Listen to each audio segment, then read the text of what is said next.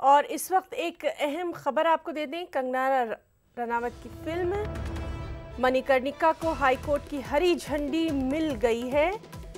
मणिकर्णिका की रिलीज पर कोई रोक नहीं है। दरअसल फिल्म के खिलाफ अर्जी को अदालत ने खारिज कर दिया है। फिल्म के कई सीन को हटाने का मुतालबा अर्जी गुजार ने किया था।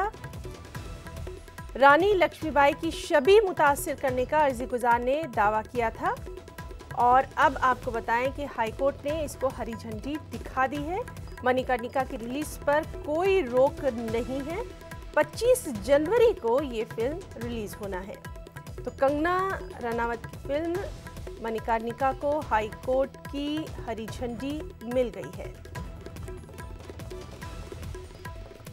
फिल्म के खिलाफ एक अर्जी दाखिल की गई थी। फिल्म के कई सीन को हटाने का मुतालबा किया गया था। रानी लक्ष्मीबाई की छवि को मुतासिर करने का अर्जी गुजार ने यहाँ दावा किया था, लेकिन अब ये खबर है कि ये फिल्म जो है वो रिलीज कर दी जाएगी 25 जनवरी को, यानी कल ये फिल्म रिलीज हो रही है।